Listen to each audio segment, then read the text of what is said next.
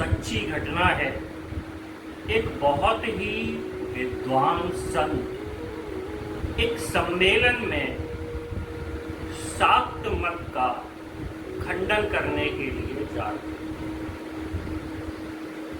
शाक्त मत माता भगवती से जुड़ा हुआ। जब वो उस जगह पर पहुंचे तो उससे कुछ दूरी पर ही उन्हें महसूस हुआ कि उनकी तबीयत खराब होने लगी। अपने शरीर को शक्तिहीन महसूस करने लगे और एक वृक्ष की छाव में लेट गए। उनकी तबीयत और ज्यादा बिगड़ने लगी और शरीर एकदम निढाल हो गया। वहां उन्होंने देखा कि एक ग्वालिन एक मटकी में दही लेकर जा रही। उनके पेट में जलन हो रही थी, शरीर शक्तिहीन हो चुका था।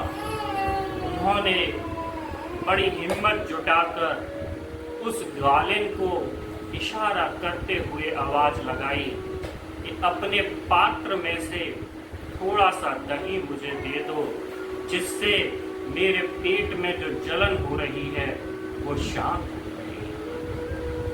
ग्वालिन ने मुस्कुराकर उन विद्वान संत की तरफ देखा और हाथ से इशारा करते हुए बोली कि संत, आप इधर आ जाइए और इस दही को ग्रहण कर लीजिए।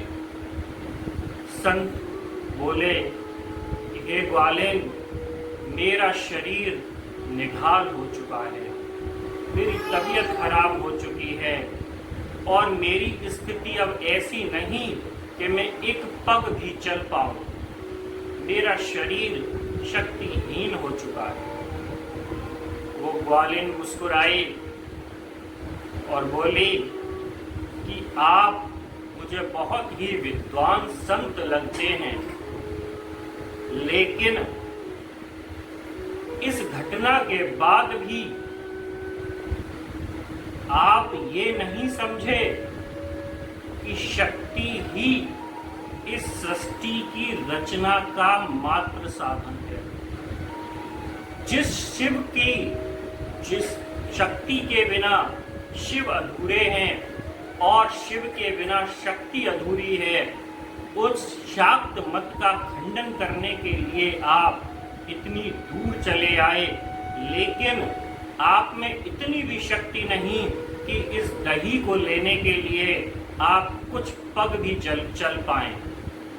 आप इस चीज से भी नहीं समझे कि बिना शक्ति के ये सृष्टि, ये शरीर सब अधूरा है।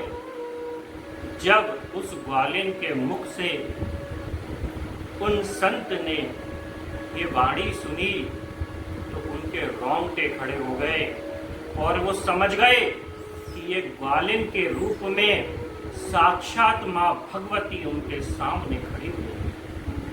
वो जाकर उन मां भगवती के चरणों में अपना सर रखकर रोने लगे और बोले, हे मां शक्ति, मुझे क्षमा कर दें कि मैंने इतना ज्ञान लिया लेकिन फिर भी मैं आपकी महिमा को नहीं समझ पाया।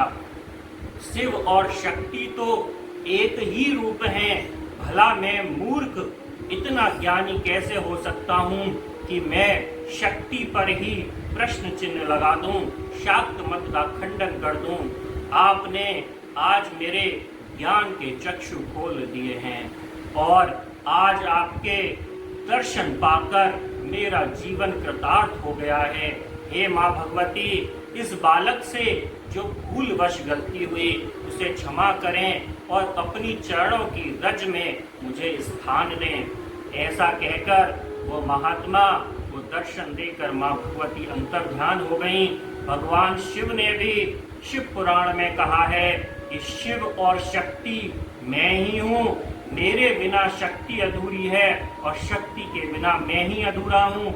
और जो भी मनुष्य शिव और शक्ति में अंतर करता है उससे बड़ा मूर्ख कोई नहीं है, उससे बड़ा पाप का भागी कोई नहीं है।